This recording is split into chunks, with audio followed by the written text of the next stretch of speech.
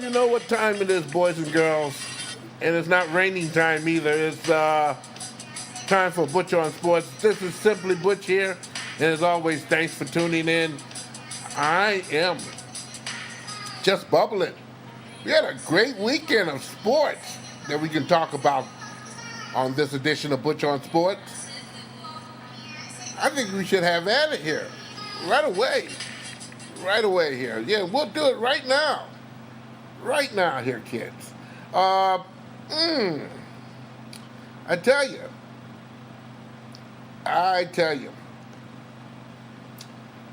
Long sports week here, or sports weekend, I should say. A lot of good stuff, a lot of exciting stuff, a lot of tear-jerking stuff here. We're going to get with it. And with the quickness here, I am Simply Butch, and as always, thanks for tuning in on this Tuesday edition podcast. As I told you in the past 2 weeks, we'll be doing 3 podcasts now instead of the summertime 2, take a break and stuff like that there. So 3 podcasts you'll get in a week of Butch On Sports here. Glad to do this. Every Tuesday we'll be back on. Definitely either a Wednesday or Thursday or a Friday and a Saturday. So you'll get 3 out of those combination of days that I just mentioned here. In the meanwhile, let's first and foremost talk about the big story. The Detroit Lions. Yes, they got a premier victory from coming back on San Francisco when they lost to them by a score of 20-27, or 30-27, I should say, on a week back on a Sunday. But now the Detroit Lions came back home. No one expected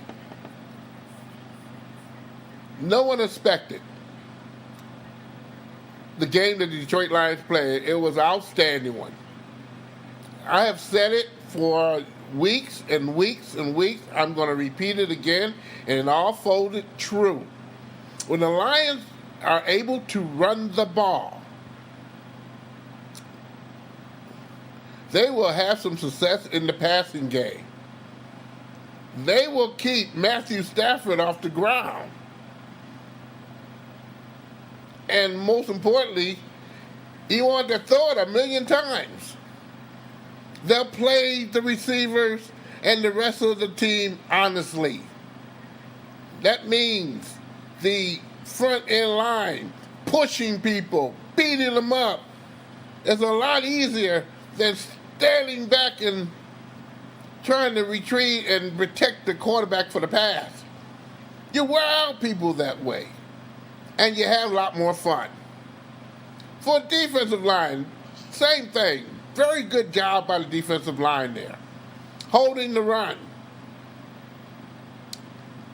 The defensive cornerbacks and safeties did an excellent job of being honest and playing man-to-man a lot more, getting physical.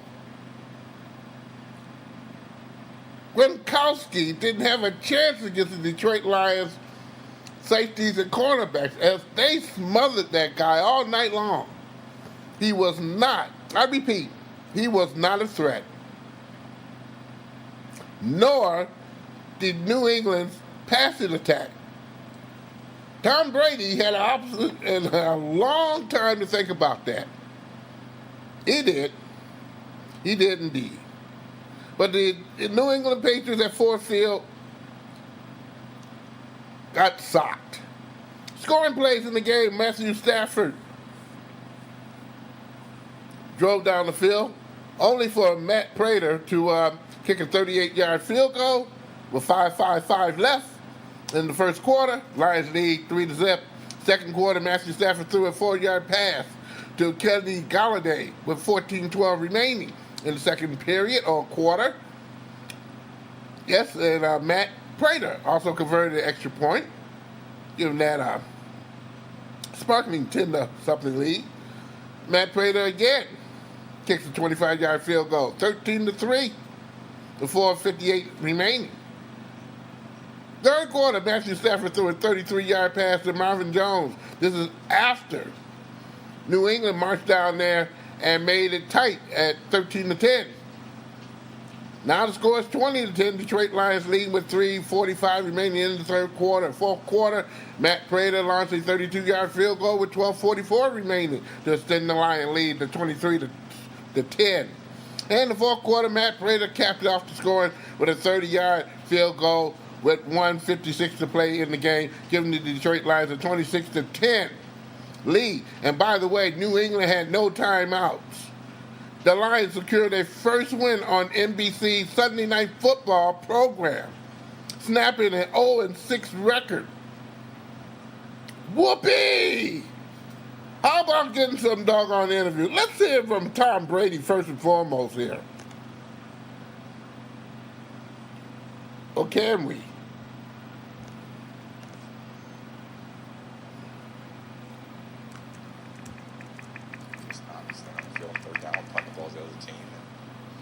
Scoring points or not, so we're just gonna have to get back to work, do a lot better, do a lot of things a lot better.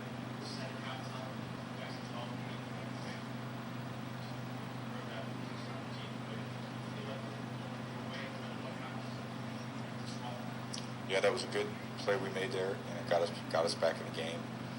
And just they played better on offense and scored. We didn't match it, so.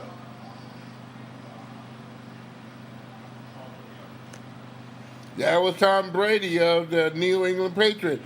It wouldn't be enough said without Bill Belichick saying what he had to say after the game. So we're going to cock a little squat here, wait for Bill Belichick to come to the podium and give us a few laughs. He's not going to say too much of anything.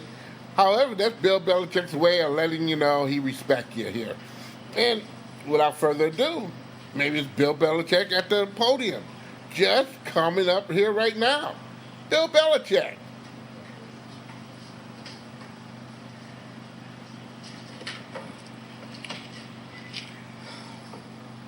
All right, well, obviously, the Lions did everything a lot better than we did tonight.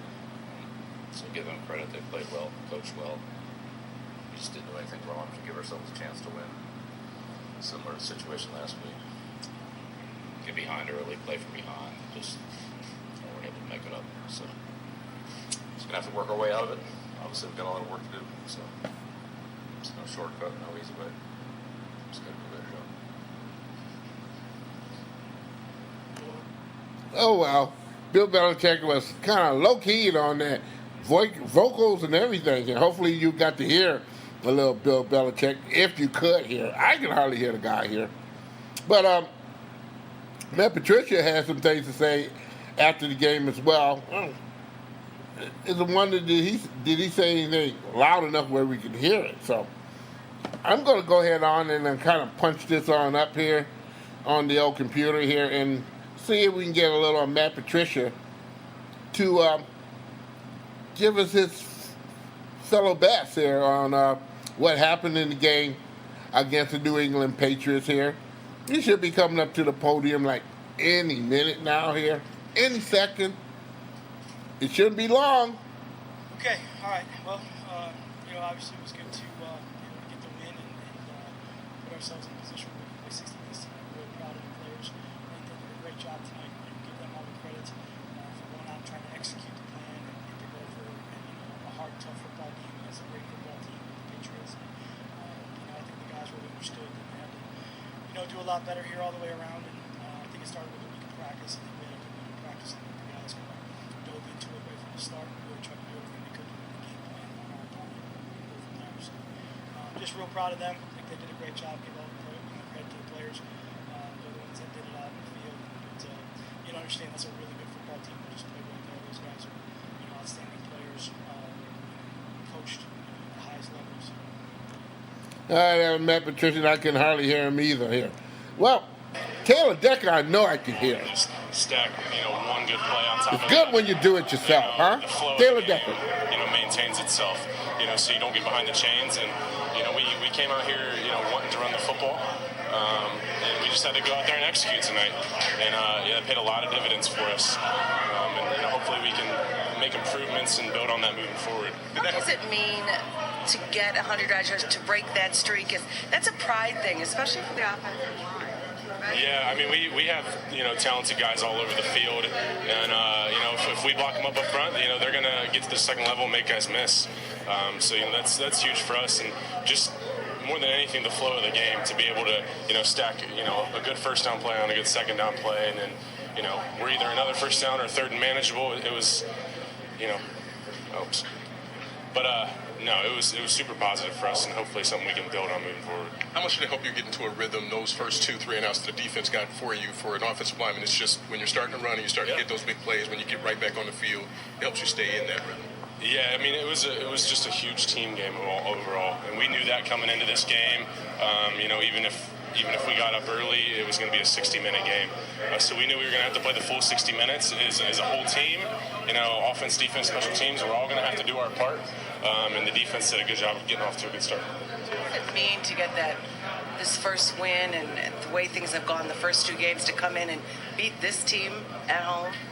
Yeah, I mean, it was huge, and it was, a primetime game and everything like that. And, obviously the first 2 games didn't go the way we wanted.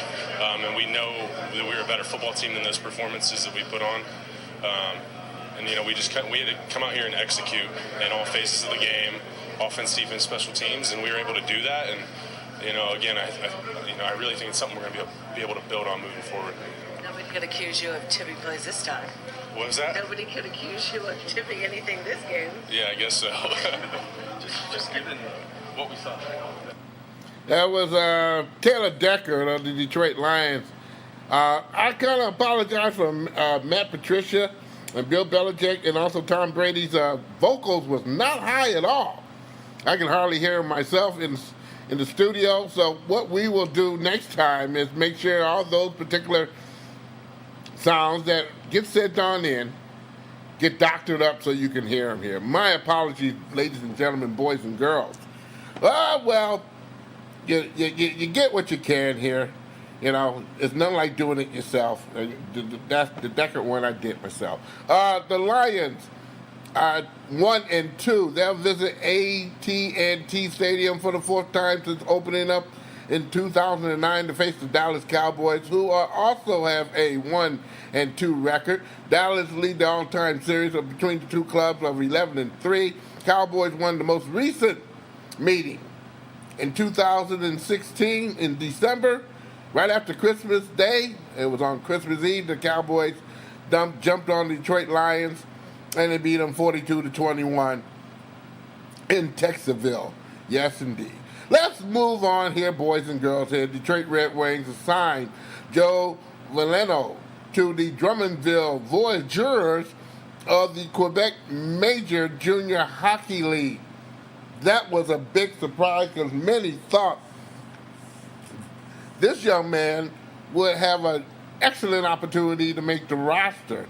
They didn't. They're going to give him some more seasoning, probably get moved up to Grand Rapids, maybe in the middle of the season, and maybe, just maybe, become a Detroit Red Wing at the Little Caesars Arena or some venue in Major League Hockey, known as the NHL. Detroit Red Wings currently have 60 players on their preseason roster. They have 35 forwards, 19 defensemen, 6 goaltenders. Detroit has 4 preseason games remaining, or maybe 2. Yeah, 4. They play tonight at Chicago. That'll be like at 8:30 at night. We started this podcast humming around about a little bit after 7:30, so I'm quite sure we won't have any results on that there. And Wednesday in Boston, they'll wrap up the exhibition season with a road game in Toronto on Friday before hosting the Maple Leafs on Saturday night at 7 p.m. at Little Caesars Arena. And I got to check out the Detroit Red Wings this weekend myself, up close and personal. Giovanni Smith, I've been talking about him humongous amount of time on this particular podcast for years, maybe it's about his 3rd year he's been with the Red Wings organization, and he gave us all what he wanted that he was drafted for, and that is protection of the players on the ice. And he got in one of their little scrums that was quite memorable there, and gave the crowd a lot to cheer about there. We haven't had an enforcer on our team for quite some time, but if he makes the team, and again, if he makes the team, there's a lot more players on the team. 60 people, when you got to clear them down to about 25 or 26 players. That's a lot of time to go there, but they're going to be doing this swift, fast, in a hurry all this week to get that roster down to the minimal part for the season opener. Do believe sometime next week there, or a little bit after next week there. I give it a week after the exhibition season is over. They'll have some strong practices, and then they'll get the season humming.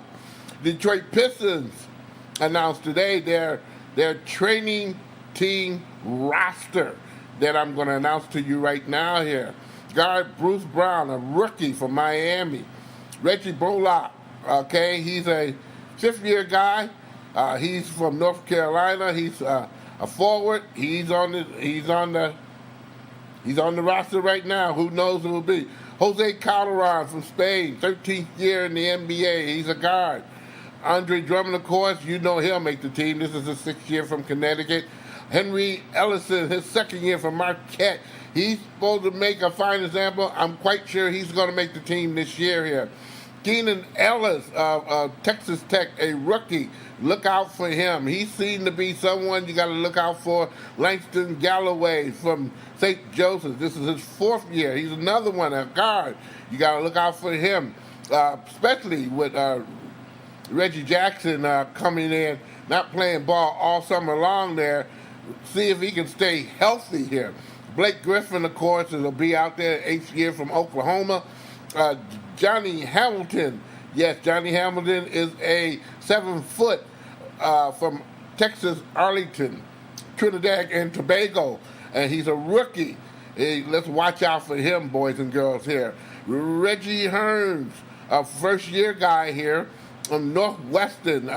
He's a guard. He's someone that we're going to be watching very carefully there. Reggie Jackson, of course, I did mention, his 7th year from Boston College. He spent the whole time of not playing this summer, trying to be 100% when he walk into camp. That is something that we all clap our hands about. The thing is, right now, how healthy will he stay throughout the season? Stanley Johnson, his 3rd year from Arizona. He is a person that the coach loved very much so. Also, Luke Kennard is going into his 2nd year after his 1st year from Duke. He's going to be someone that the coach is really depending on giving some life to Detroit Pistons. Josh Lewin from Wisconsin, his 7th year there, did not spend a whole heck of a lot of time on the court for anyone for the Pistons last year. Hopefully he too can be healthy and be what they want him to be, a fine for the Pistons as a forward there, a good shooting forward at 6'10". Zach Lofton from New Mexico State. He's a rookie, 6'4". He's a guard. He'll get some action. Zaza Pachulia, you've heard of him before. He's off the World Championship. Golden State Warriors. He's coming into the camp for the Detroit Pistons after 15 years there. He's 6'11". Will he give some tutelage to some of the young kids involved? We'll see how he's going to be transplanted in that lineup for the Detroit Pistons. Glenn Robinson III, his 4th year, 6'6" from the University of Michigan. He is someone that they're going to be very much so watching. He can play guard as well as forward.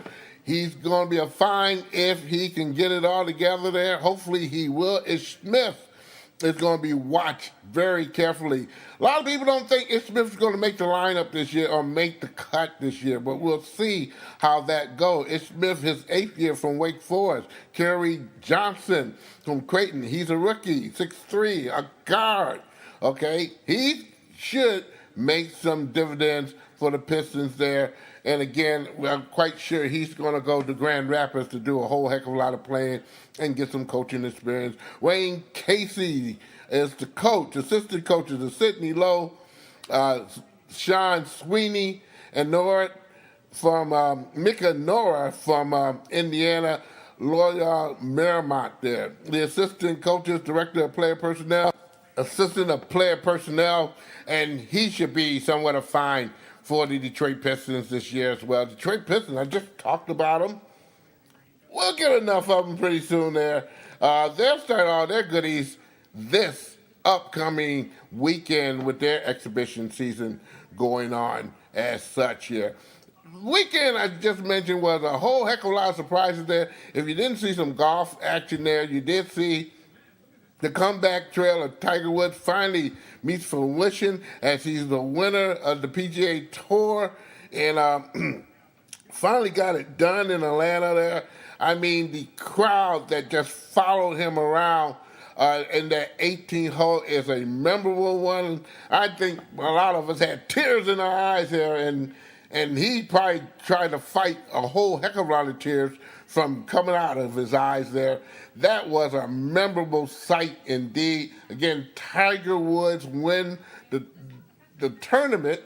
However, on the FedEx Tour, victory went to someone from England who they will be going against in the golf tournament this upcoming weekend if you want to get up at 2 o'clock in the morning, called the Ryder's Cup. 2 o'clock in the morning. It'll start on Friday at 2 o'clock in the morning on the Golf Channel. The rest of the days you can get up at 4 o'clock in the morning or maybe 3 o'clock in the morning on NBC, the national network, at 3 o'clock in the morning to watch the Ryder's Cup. That's Saturday and Sunday. I will give you that information because it might be important to you. We'll move on here. Yes, there's some history going to be coming up on Thursday Night Football. Indeed, if you're listening to the game on Amazon Prime. Yes, the new announcers, Hannah Storm and Andrea Kramer, will be the first all-female broadcasting team for an NFL game as they offer commentary and play-by-play announcement for Amazon Prime. Airing on the game of the Minnesota Vikings, Los Angeles Rams game, if you listen to Amazon Prime for the football game as you can, and sometime Yahoo, you will listen to that duel for the first time. They're going to do 11 games for Amazon Prime streaming this season. So, hey, take a listen to it if you don't want to watch the TV. And most time I don't like to. I'll cut down the sound and just watch the action, or if it's some really good doggone commentary, maybe on one of the radios that I can stream on in, I'll listen to them. They're a little bit more presidential than maybe sometimes the commentary on telly, okay? So, it's a choice. The Tigers didn't have a great year this year here, and this is their last year of doing their thing. It comes up to no surprise of the level of encouragement as the team's successful route this year end is one of rebuilding. A lot of difficulty of watching this team this year. A lot of difficulty indeed. But you saw some bright spots. You saw some bright spots with some young kids coming along and doing their thing. Now, one of the things that Detroit need to have in compass is to play a lot more small ball. The park that they play in, Comerica Park, is not what you call a vivid home run park for them, their team in general. Not saying that their team may not get better and make a lot more better choices on how they hit the ball or have to go after the fences. Because again, Comerica Park is a huge park in the outfield there. And it is designed to see a lot more small ball being in play. Hopefully this season and next season, our manager will make that adjustment with some of the players in general doing a lot more bunting, a lot more going to the opposite field, a lot more trying to beat the shifts. And that was something that was so memorable to watch when I went Saturday and saw the Detroit Tigers commemorate Victor Martinez. Going the opposite way was just so fun to watch. And that was his final hit of his career, as he won't play no more. He'll travel with the team, okay? He'll travel with the team to Minnesota and also to Milwaukee. But he'll be sitting on the bench, and if he comes out the dugout, it's because they commend him or something like that, and they'll tip his hat. But I don't think he's going to get in the game as far as doing any hitting or any playing or anything of that nature. We'll wait and see. I have been wrong. But again, there's the one player they're going to miss with a lot of experience and know-how. He was well received by the fans who came there, along with the visiting team and also the players. They really appreciate this guy here, Victor Martinez. I appreciate it while he was here because he always was a straight shooter with me there. He always spoke. He was very pleasant. He was very complimentary when he had to be. And sometimes when he brought the criticism to play, you may not like what he had to say, but it was the truth, and you can appreciate that. You're going to miss Victor Martinez and his honesty and his fight.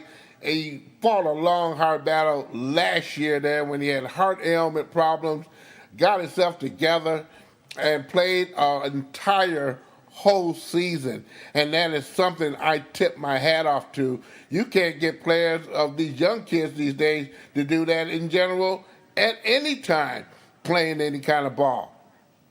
And no time.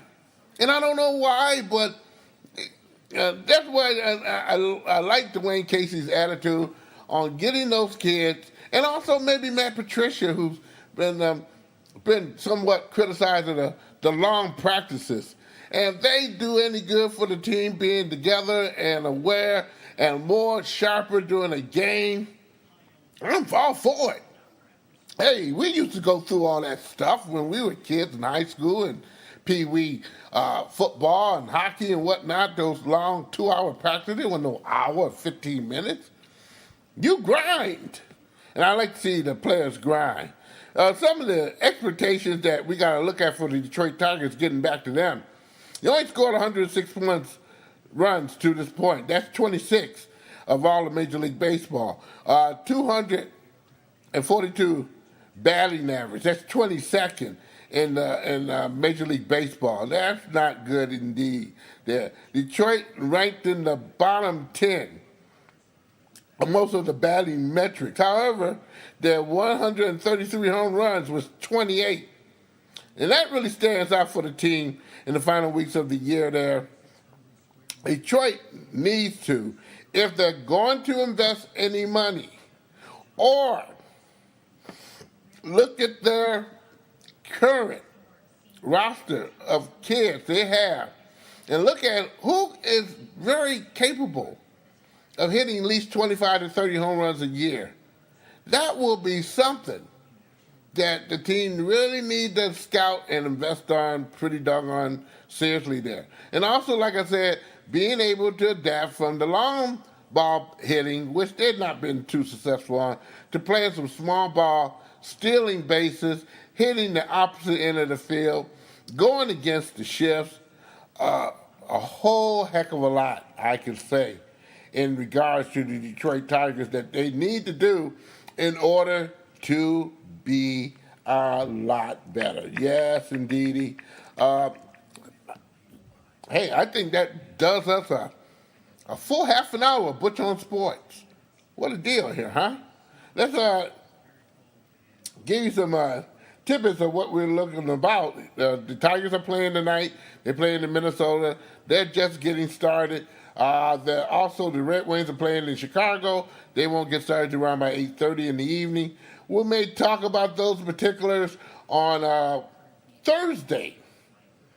Okay, we're looking at our calendar now. We think Thursday would be a good day to talk about some sports there. So the next Butch On Sports will be a Thursday. Yes, it'll be a Thursday, and hopefully you enjoy it. Again, I apologize for some of the volume on Matt Patricia and Brady and Belichick. There was kind of low in volume. We will do our doggonest to make sure the volume is up and ready and able where you can hear everything that they said there. I'm done for this particular podcast here. I'm Simply Butch. You can check out the podcast on YouTube. Yes, you can go to YouTube, go to the page Butch On Sports. Yes, Butch On Sports on YouTube. And get that particular. You can do that. You definitely can do that. Or you can go to Podomatic, Type in simplybutchoo.powermedic.com. You can also check it on the GameSportsShow.podbean.com. You can do it that way as well. Or you can go to iTunes, boys and girls, and get the latest edition of Butch On Sports indeed. If you go to Facebook and go to the Butch On Sports page, give me a like here, boys and girls. I'm Simply Butch. Again, Butch On Sports is a presentation of Oh My Darling Productions. Enjoy yourself. Enjoy the evening. Stay dry. Hope the lights don't go out and stuff like that there. And we'll check you out on Thursday.